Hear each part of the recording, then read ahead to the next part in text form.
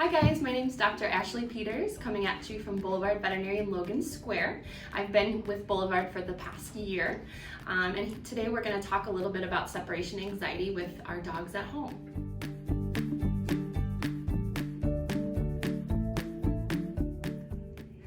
Separation anxiety is a behavior we may see with our pets who are overly attached or dependent on us as owners or family members in the home. You also may notice that when you're with your pets in general, they may be following you around the home, following you from room to room, or overly, seeking attention from you or needy.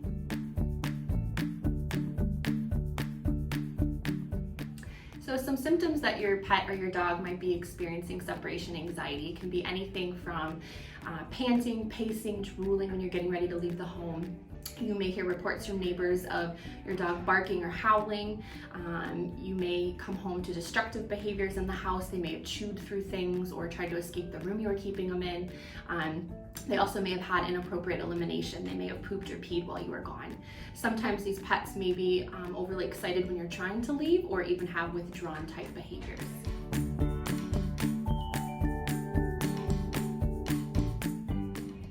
So some different ways you can help your adult pet cope with separation anxiety. A big one is working on a lot of physical exercise, getting a lot of that energy out of them before you're going to be gone or leaving the house. And this might be going for a brisk walk, but it also might be going for a jog, playing fetch, high energy type activities, especially if you have a high energy dog. Along with physical exercise, mental stimulation is important. They need to use their brains. So working on training exercises. If your dog likes agility, things to give their brain something to do and kind of wear them out before you're going to leave the home. So that way when you're gone, they're going to have time to relax.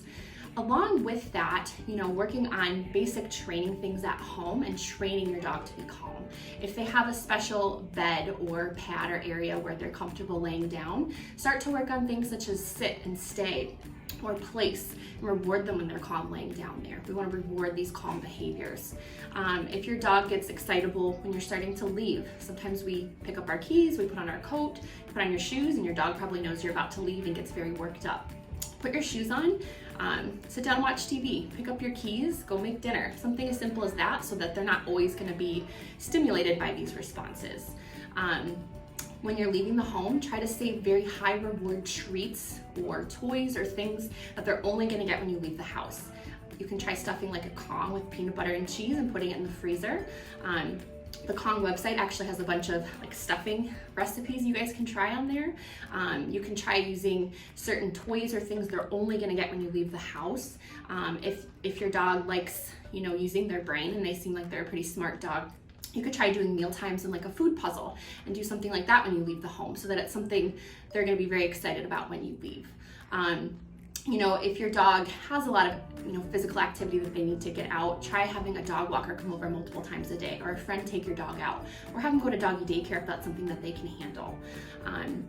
From there, some of these dogs, along with encouraging them to be calm, training their brains to be calm, sometimes they benefit from being on calming supplements or sometimes even anti-anxiety medication. That's definitely something you can talk to us about, and we can see if it's something that would benefit your dog.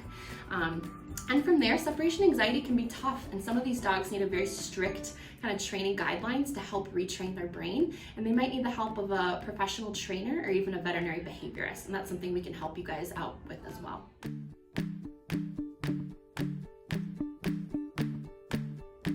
So different things you can do to help your dog when you're going back to work, since we've all been home with everything going on.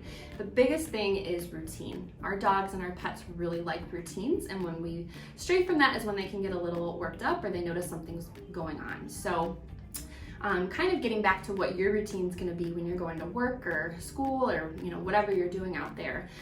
Start that now. So when you're going to get up in the morning, when are they going to be fed? When are they going to go out? When are they going to have playtime? They want to kind of learn when they're going to expect these things to happen. Also get yourself ready, pretend to get dressed or put on your makeup or whatever you need to do. And from there, start to leave your dog alone gradually. It could be simple as going for a walk around the block, going for a drive, and you can kind of start to increase the time that you're gone depending on how nervous your dog is, so they can get used to the fact that you're not going to be home with them all the time. And that's definitely something that will help benefit them, is getting on this new routine, so they're going to get used to that before you guys actually are going back to work.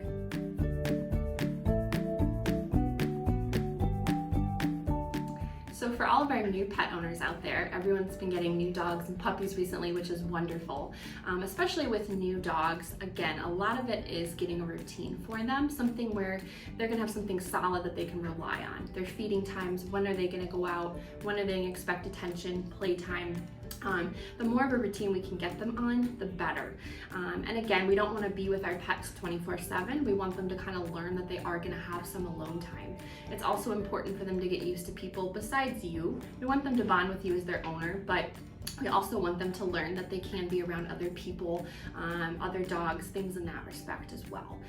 Training, physical activity, mental stimulation, doggy daycare, these things can all be very beneficial for new dogs once they're comfortable, to kind of help so that they aren't so reliant on you, and hopefully we're not going to see as much anxiety.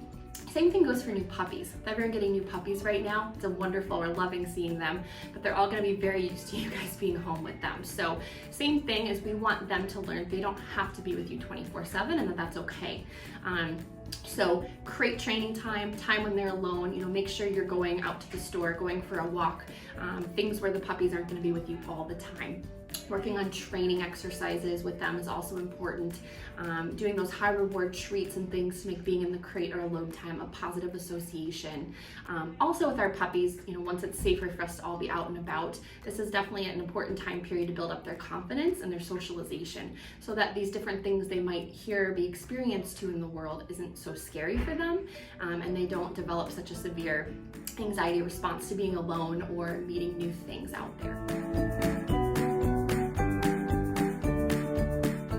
Please don't hesitate to contact us if you have any questions, if you want to discuss this further with your pets, or if you'd like any more information, we can certainly go through it.